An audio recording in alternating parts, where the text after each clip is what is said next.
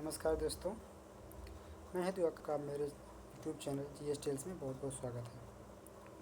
हाजिर हैं आज की इम्पोर्टेंट करंट अफेयर्स को लेके, उनकी छोटी मोटी एनालिसिस एंड कुछ वन लाइनर क्वेश्चंस भी होंगे। तो चलिए शुरू करते हैं।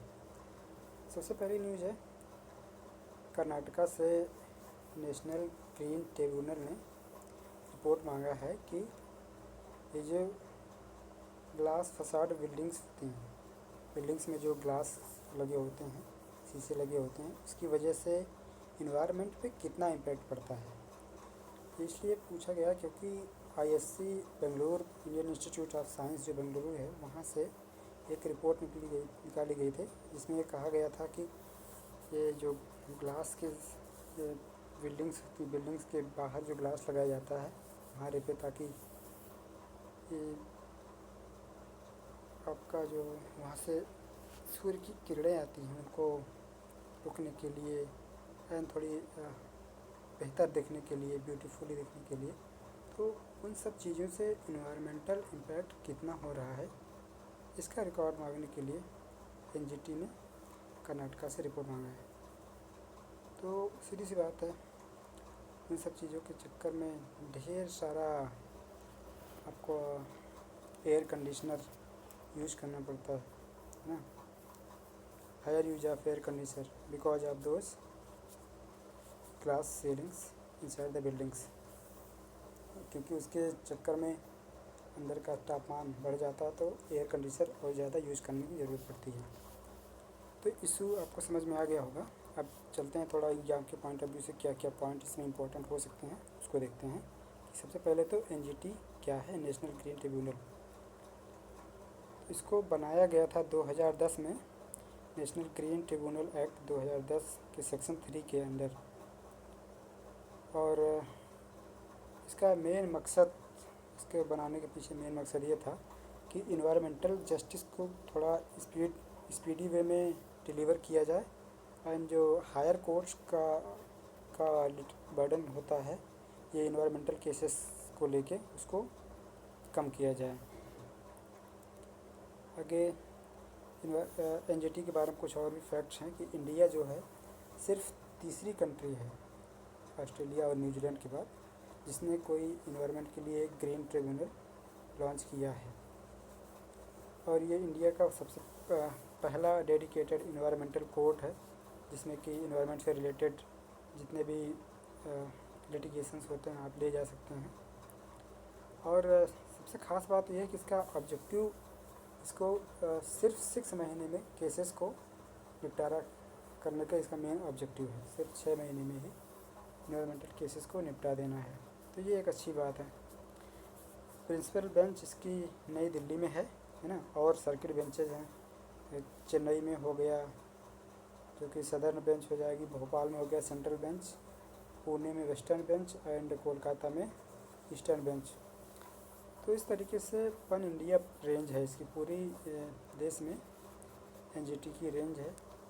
तो ये एक अच्छी बात है, इससे केसेस ऐसा ना हो कि हायर कोर्ट से तो बर्डन कम कर लिया और खुद बर्डन हो गया। तो जब ढेर सारे ब्रांचेस रहेंगे तो वहाँ से केसेस को जल्दी निपटाने में मदद मिलेगी।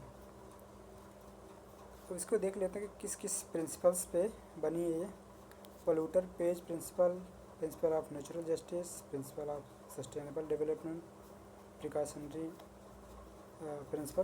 तो पोल्यूटर पेज प्रिंसिपल आप जैसा कि जानते हैं, अभी 2-3 दिन पहले की ही न्यूज़ है कि दिल्ली गवर्नमेंट के ऊपर फ़ाइन लगाया था एनजीटी ने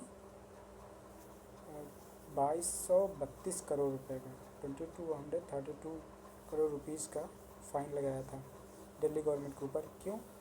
क्योंकि वो सॉलिड एंड लिक्विड वेस्ट है उसका मैनेजमेंट प्रॉपर तरीके से नहीं कर पा रहे, तो वो दिल्ली गवर्नमेंट की रिस्पॉन्सिबिलिटी है। तो उन्होंने अगर वो पोल्यूट कर रहे हैं इन्वायरमेंट को, अच्छे से मैनेज नहीं कर पा रहे हैं सॉलिड एंड लिक्विड वेस्ट को, इसकी वजह से उन्हें पे करना पड़ेगा। तो ये हो गया आपका पोल्यूटर पेज प्रिंसिपल।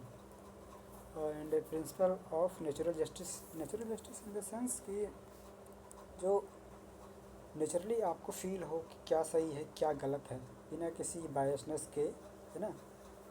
नेचुरली भी कभी कभी चीज़ें फील होती कि हाँ ये सही है ये गलत है, तो उस बेस पे ये काम करता है।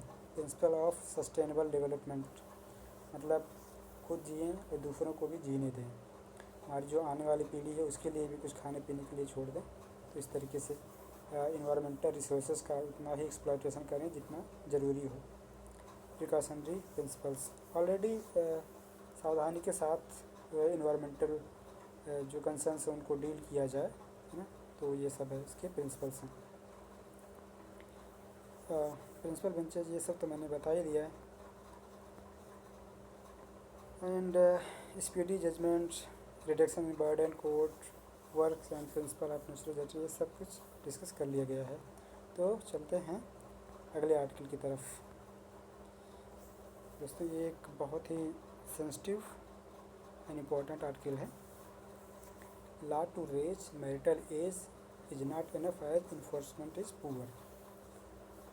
इसमें राइटर ये कहना चाह रहा है कि मैरिटल एज को सिर्फ बढ़ा देना समस्या का समाधान नहीं है, क्योंकि इम्प्लीमेंटेशन इसका बहुत पुअर है। अब ये आर्टिकल न्यूज़ में आया क्यों, इसके पीछे अभी जो एकदम करंट इशू है वो रहा कि लगभग 3000 लोगों को पोक्सो एक्ट के अंतर्गत गिरफ्तार कर लिया गया, है ना।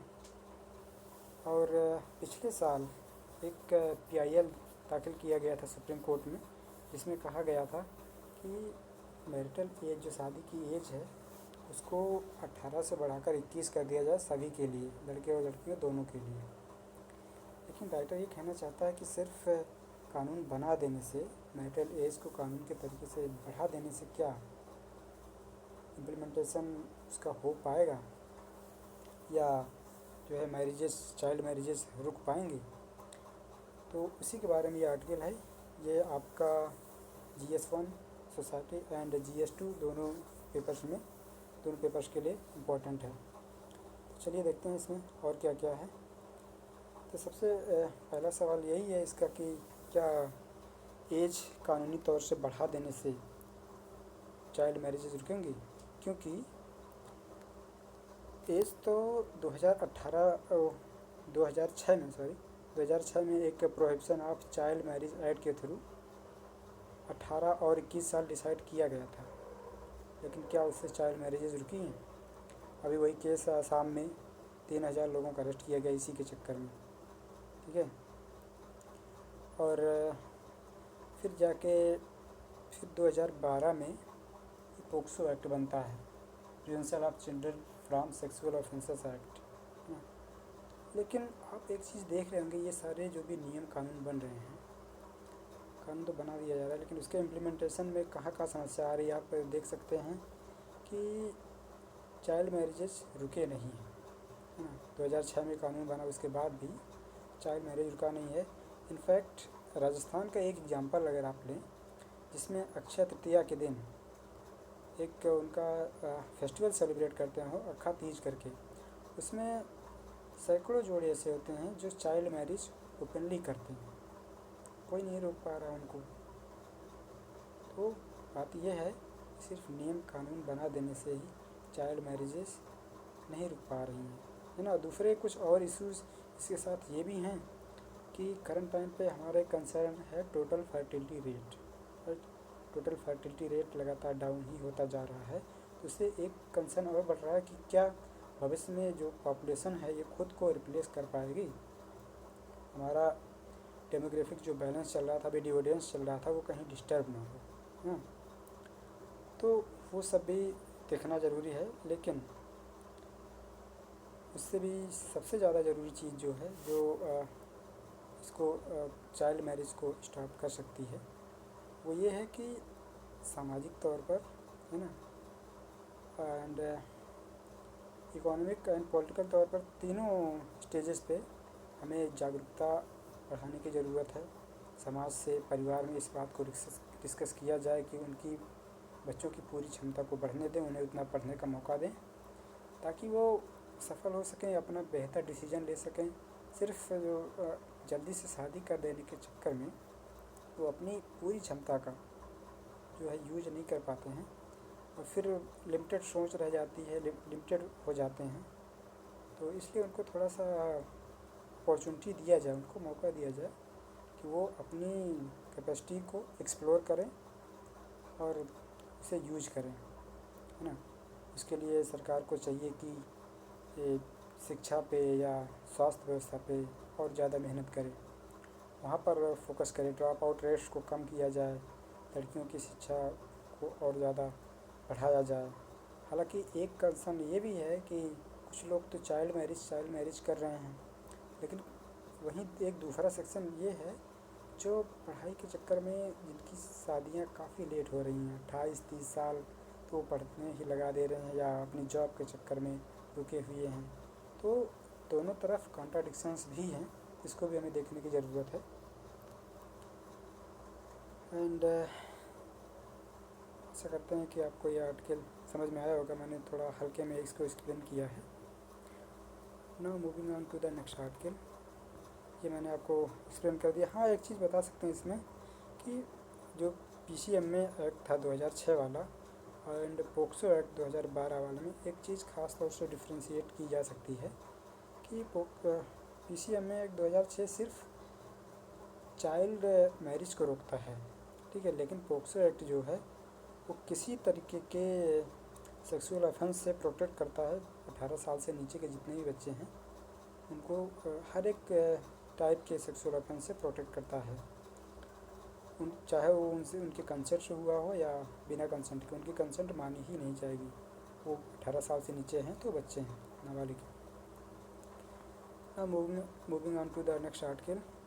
कनाडा के इंडो पैसिफिक स्ट्रेटजी के बारे में है ये, जिसमें अभी आपने कुछ दिन पहले देखा होगा कि चाइनीज़ प्रेसिडेंट शी जिनपिंग और कनाडा के प्रधानमंत्री के बीच में थोड़ी सी झड़प हो गई थी।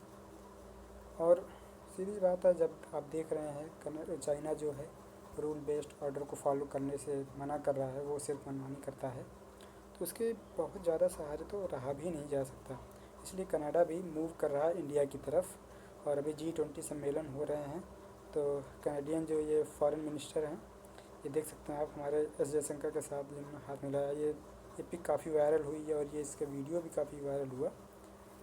एंड एस जयशंकर साहब ने भी कहा था कि focus on plan to boost bilateral ties, क्योंकि बहुत पहले से ही बायलैटरल टाइज हमारे हैं, तो लेकिन डोरमेंट पड़े हुए हैं, थोड़ा ऐसे ही निर्जीव से, उसमें बहुत एक्टिवली पार्टिसिपेट नहीं कर रहे थे हम लोग।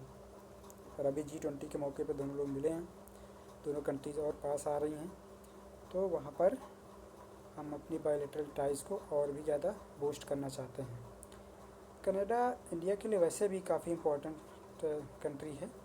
वहाँ पर जैसे कि अक्सर न्यूज़ में आता ही रहता है कि सिख पॉपुलेशन जो है बहुत ज़्यादा रहती है, वो उसको अपना दूसरा होम मानते हैं पंजाब के अलावा।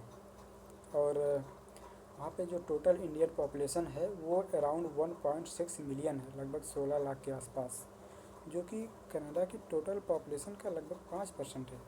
तो सोचिए कितने ज़्यादा इंडियंस वहाँ पे हैं। और इसी के कारण इसको कनाडा को दूसरा इंडिया भी बोला जाता है। तो ये कनाडा हमारे लिए इम्पोर्टेंट बहुत ही ज़्यादा है। थोड़ा सा मैप में अगर देखना चाहें तो देख सकते हैं कनाडा यूनाइटेड स्टेट्स से लगा हुआ एक कंट्री है। एंड अच्छा, इसके बारे में एक और फैक्ट ये आपको जानना चाहिए कि जो कनाडा को USA से अलग करती है एक लाइन है, उसको बोलते हैं 49th पैरेलल नॉर्थ, है ना, जो आप यहाँ पे देख सकते हैं वो। एंड कनाडा की ये हो गया 49th पैरेलल लाइन। एंड एक है नॉर्थ कोरिया और साउथ कोरिया के बीच में भी ऐसा कुछ पैरेलल लाइन करके है। आप लोग उसको कमेंट में बताएं, मैं नेक्स्ट वीडियो में उसको डिस्क्लोज़ करूँगा कि साउथ कोरिया और नॉर्थ कोरिया के बीच में जो लाइन है उसको क्या बोलते हैं। एंड ये पिक मैंने उठाया था सिर्फ इसलिए कि आपको एक सिटी याद हो सके कनाडा की, Toronto. Most of the peoples को याद भी होगा, फिर भी एक बार दोबारा रिमाइंड हो जाए। लेकिन याद करने वाली बात उससे भी ज़्यादा ख़ास ये है कि टोरंटो जो है वो उसकी कैपिटल नहीं है। कैपिटल है कनाडा की ओटावा। ठीक है, अब थोड़ा देख लेते हैं मेंस के पॉइंट ऑफ व्यू से कौन कौन सा पॉइंट हमारे लिए इम्पोर्टेंट है इंडिया कनाडा बायलैटरल रिलेशंस में। तो इंडियन डायस्पोरा के बारे में मैंने बात कर ही ली है ना। हाँ, एक चीज़ है कि 22 out of 338 members of Indian origin are members of Canadian parliament. जो उनका हाउस ऑफ कॉमन्स है उसमें 22 मेंबर ऐसे हैं जो इंडियन ओरिजिन के हैं, तो काफ़ी सिग्निफिकेंट नंबर है ये। तो कह सकते हैं कि इंडियन डायस्पोरा वहाँ पे काफ़ी स्ट्रॉन्ग है। कल्चरल टाइज है इंडिया कनाडा का, को प्रोडक्शन एग्रीमेंट एंड फिल्म में है ना, सेकंड इंडिया बोला जाता है हैवी पॉपुलेशन की वजह से। स्पेस टाइज हैं इसरो एंड CSA जो कनेडियन स्पेस एजेंसी है, उन्होंने 1996 और 2003 में आउटर स्पेस के एक्सप्लोरेशन एंड यूटिलाइजेशन के लिए 2 MOU साइन किया था। एंट्रिक्स जैसा कि आप जानते हैं कमर्शियल आर्म है इसरो का, है ना, उसने कई नैनो सैटेलाइट्स कनाडा के लॉन्च किए हैं। एग्रीकल्चर टाइज में देखें तो 2009 में एक MOU साइन किया गया था जिसमें जॉइंट वर्किंग ग्रुप बना था, जिसके थ्रू नॉलेज एक्सचेंज करना है हम इंडिया और कनाडा के बीच में emerging technology, agriculture marketing and animal development के बारे में हम लोग नॉलेज शेयरिंग एंड एक्सचेंज करते हैं। सिक्योरिटी एंड डिफेंस का जो टाइज हैं वो है collaboration through UN, G20, Commonwealth, है ना, एंड G20 अभी चल ही रहा है। इसमें तरह तरह की मीटिंग हुई, जिसमें मैंने बताया था कि B20 मीटिंग के बारे में कल बताया था। और frequent visits of ship expanding mutual ties with India and Canada. Now moving on to the next article, that is Supreme Court ने सेंटर को नोटिस दिया है कि डिप्टी स्पीकर का चुनाव कई सालों से क्यों नहीं हुआ। सिर्फ पार्लियामेंट में ही नहीं, 5 ऐसी स्टेट असेंबलीज़ भी हैं जिसमें है उत्तर प्रदेश, मध्य प्रदेश, राजस्थान, उत्तराखंड और झारखंड। ये 5 राज्य ऐसे हैं जिसमें डिप्टी स्पीकर का चुनाव ही नहीं हुआ। तो इसके बारे में सुप्रीम कोर्ट ने सेंटर को नोटिस दिया। अच्छा, 2-3 पॉइंट जो इसमें याद करने लायक है खासतौर से एग्जाम के पॉइंट ऑफ व्यू से, वो ये है कि जनरली जो डिप्टी स्पीकर होता है वो अपोजिशन पार्टीज होता है। हालांकि ये सिर्फ एक नॉर्म है, एक ट्रेडिशन है, ये कोई कॉन्स्टिट्यूशन में दिया नहीं गया कि वो खामखा वहीं से होना चाहिए। ठीक है, एंड आर्टिकल 93 के थ्रू उसका स्पीकर एंड डिप्टी स्पीकर का इलेक्शन लोकसभा में अंडर आर्टिकल 93 आता है। एंड अंडर आर्टिकल 178 वही सेम चीज़ है, लेकिन ये स्टेट के लिए है, स्पीकर और डिप्टी स्पीकर का स्टेट लेजिस्लेटिव असेंबली में इलेक्शन के बारे में है, आर्टिकल 178। अगली जो खास आर्टिकल है स्पीकर से रिलेटेड, इसमें यह है कि आर्टिकल 95 में ये बताया गया है कि अगर स्पीकर किसी कारण से अपनी ड्यूटी परफॉर्म करने में सक्षम नहीं हो पाता या अनअवेलेबल रहता है तो उसकी एब्सेंस में डिप्टी स्पीकर उनकी ड्यूटी परफॉर्म करेंगे। लेकिन यहीं से मेन मुद्दा बन जाता है, मेन मुद्दा यहीं से बन जाता है कि अगर वो एब्सेंट है, स्पीकर एब्सेंट है और डिप्टी स्पीकर आपने इलेक्ट नहीं किया है, तो फिर स्पीकर की ड्यूटी कौन निभाएगा। हालांकि उसके भी प्रावधान है संविधान में, लेकिन ज़रूरी ये है कि डिप्टी स्पीकर का चुनाव हो। पिछली बार जो डिप्टी स्पीकर थे M थाम्बीदुराई थे, वो पिछले थे 16वें डिप्टी स्पीकर थे।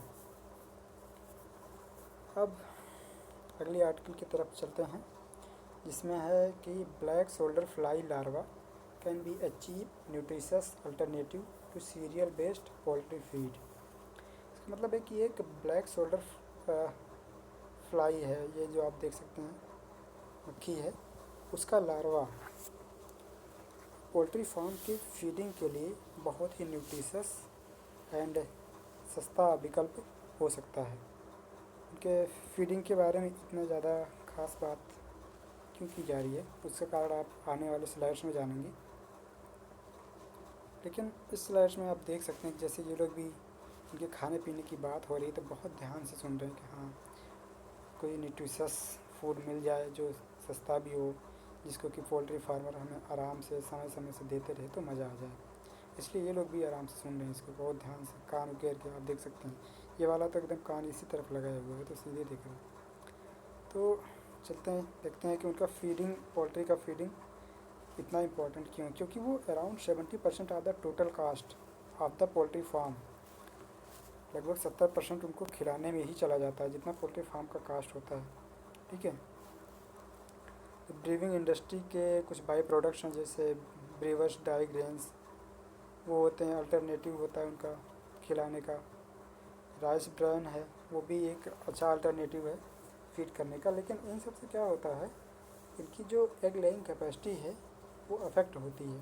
वो जो है कम अंडे दे सकते हैं या ज़्यादा समय ले सकते हैं अंडे देने में। इसलिए ब्लैक शोल्डर फ्लाई जो है एक बहुत ही विन विन सोल्यूशन है ना, न्यूट्रिशस भी है, इजी टू रेज भी है, और ये जो है इको फ्रेंडली भी है आपके। अभी देखते हैं कि कैसे कैसे इसको रेज किया जा सकता है। तो ये जो ब्लैक शोल्डर फ्लाई होते हैं ये 4 दिन में ही 300 सवा 600 अंडे दे सकते हैं। तो देखा जा सकता है कि इनका प्रोडक्शन रेट अच्छा है ना। तो कुल मिला के 10 से फिर अगले 4 से 5 दिन में जो है ये ऐसे इनकी साइकिल चलती है। धीरे धीरे थोड़े जो लार्वा होते हैं, जो इनके अंडे होते हैं, पहले लार्वा बनते हैं, फिर धीरे धीरे बड़े होते हैं, है ना। 7 से 10 दिन तक ये कुछ खाते पीते नहीं, ऐसे पड़े रहते हैं ड्राई प्लेसेस पे। ठीक है। फिर इसके बाद 8 दिन, मिनिमम 8 दिन में ये ना तो कुछ खाते हैं ना मूव करते हैं। तो जब तक ये लार्वा हैं, इस लार्वा को आपकी पोल्ट्री को खिलाया जा सकता है, उसको खिलाया जा सकता है। वो बहुत ही न्यूट्रिशन का काम करेगा, है ना। और आप देख सकते हैं कि ये जो फ्लाई है, ब्लैक शोल्डर फ्लाई है, ये सिर्फ फिर वही चीज़ खा लेती, वही मैन्योर्स जो पोल्ट्री खा के निकाल देती, पुट्टी कर देती है, वही दोबारा ये लोग खा लेते हैं, जिसके बाद फिर से अपना प्रोडक्शन करते हैं। तो एक साइकिल सा चलता रहता है। अब इस वजह से बहुत चीप भी हो जाता है और इको फ्रेंडली भी हो जाता है। ये अब समझ में आया कि क्यों विन विन सोल्यूशन है फॉर पोल्ट्री फार्मर्स। हाँ, आगे देखते हैं कि एक बहुत ही इम्पोर्टेंट पॉइंट है कि इससे एक क्वेश्चन अभी पूछा भी गया था 2019 में, है ना, कि एग्रीकल्चरल सॉइल से release nitrogen oxides into environment, cattle release ammonia into environment, poultry industry release reactive nitrogen compounds into environment. तो आप वीडियो पॉज करके आप इसको देखें और बताएं कि इसका आंसर क्या होगा। तो मैं बता देता हूँ, इसके तीनों ऑप्शंस एकदम करेक्ट हैं, है ना। एग्रीकल्चर सॉइल से अमोनिया रिलीज होता है, ammonium oxide, nitrogen oxide and cattle ammonia release करते हैं, है ना। पोल्ट्री इंडस्ट्री से रिएक्टिव नाइट्रोजन कंपाउंड्स भी इन्वायरमेंट में रिलीज होते हैं। अगली आर्टिकल देखते हैं। BVR Subrahmanyam is the new CEO of NITI Aayog as Parameswaran Iyer to go to world bank. Parameswaran Iyer इसके पहले CEO थे नीति आयोग के, लेकिन अब वो चूँकि वर्ल्ड बैंक के एग्जीक्यूटिव डायरेक्टर हो गए हैं, इस वजह से BVR सुब्रमण्यम नए CEO हैं। वर्ल्ड बैंक का हेडक्वार्टर जो है वाशिंगटन DC USA में है ना। और नीति आयोग के बारे में एक चीज़ जान लीजिए, ये CEO हैं, जबकि उसका जो चेयरमैन होता है वो हमारे प्राइम मिनिस्टर होते हैं, नीति आयोग के प्राइम मिनिस्टर, चेयरमैन। ठीक है। एंड नेक्स्ट आर्टिकल इस, ये कोई छोटा मोटा सवाल है लेकिन बहुत गंभीर सवाल है कि सीजन का पहला heat wave alert Indian Meteorological Department ने इशू किया। इस समर का पहला हीट वेव अलर्ट, अभी आप देख सकते हैं कि अभी फरवरी का महीना पूरा नहीं हुआ और हीट वेव के अलर्ट्स आने शुरू हो गए कच्छ और कोंकण एरिया में, जो कि गुजरात का पार्ट है ना। तो इससे आप देख सकते हैं कि कितनी गर्मी पड़ने वाली है। अभी कुछ दिन पहले मैंने जो एक आर्टिकल डिस्कस किया था, सी लेवल राइज होने वाला है ग्लोबल वार्मिंग के चक्कर में, गर्मी के चक्कर में, तो उसका इंडिकेशन आपको अभी से मिलना शुरू हो गया। तो बवाल होने वाला इस बार, देखेंगे कितनी कितनी जगह पे हीट वेव्स आती हैं। अब कुछ ऑनलाइनर्स क्वेश्चन देख लेते हैं जो कि छोटे छोटे हैं। इसमें कि Dustlik exercise 2023 between India and Uzbekistan. Uzbekistan अजबे कंट्री है, दस्तलिक कौन नाम रखता है, इसमें दस्त हो लीक हो ये सब, तो अजबे कंट्री है इसलिए उसका नाम उज्बेकिस्तान भी है ना। एंड इससे एक चीज़ और आपको याद रखना चाहिए, ताशकंद समझौता जो था, ताशकंद वो है उज्बेकिस्तान की एक सिटी है, उसकी कैपिटल है, ठीक है। इसमें सब उज्बेकिस्तान में अजीब गरीब चीज़ें होती रहती, जिसमें हमारे पूर्व प्रधानमंत्री लेट श्री लाल बहादुर शास्त्री जी की वहाँ पे डेथ हुई थी, वो भी एक अजीब किस्सा इसके साथ जुड़ा हुआ है ताशकंद में। तो आप मैंने अजबे अजबे बार बार इसलिए किया कि ताकि आप याद रख सकें। एक तो दस्तलिक है, दस्त उसको होता रहता है, ऐसी एक्सरसाइज करता है इंडिया के साथ, और ताशकंद में अजीब घटना हुई थी। IMD वाला मैंने बता ही दिया पहले से। Nepal celebrated democracy day on फरवरी 19। तो इसको इंक्लूड करने का सिर्फ एक रीज़न था कि आप अगर क्वेश्चन पूछा जाए तो आप ये ना सोचें कि नेपाल में तो डेमोक्रेसी नाम की कोई चीज़ ही नहीं है, बार बार लोग वहाँ पे जो है चुन के अपने नेताओं को भेजते हैं और नेता लोग चुन चुन के जो है सरकार बदलते रहते हैं। तो जब जिसका काम हो जाता है तो वही बात यहाँ हो जाती है कि अपना काम बनता, बाहर में जाए जनता वाली बात, कि एग्रीमेंट करेंगे 2 साल के लिए, हम रहेंगे 2 साल के लिए, आप प्रधानमंत्री रह लीजिए, जब उनका कार्यकाल पूरा होगा तो भाग लेंगे, कहेंगे हम अपना समर्थन वापस लेते हैं। तो नेपाल में भी डेमोक्रेसी डे सेलिब्रेट किया जा सकता है, ठीक है। फ़नी है लेकिन है। वासोंग 15 आ गया भाई, नॉर्थ कोरिया ने एक inter continental ballistic missile test की, Hwasong 15। Alright friends, that's all from this section. आशा करता हूँ कि आपको अच्छा लगा होगा, आपको न्यूज़ सारी समझ में आई होंगी, मैं सब कुछ बताने में मतलब सफल रहा हूँगा। तो जैसा भी लगा हो आप कमेंट सेक्शन में ज़रूर बताइएगा, और लाइक शेयर एंड सब्सक्राइब भी करिएगा। मिलते हैं नेक्स्ट आर्टिकल में। नमस्कार, जय हिंद।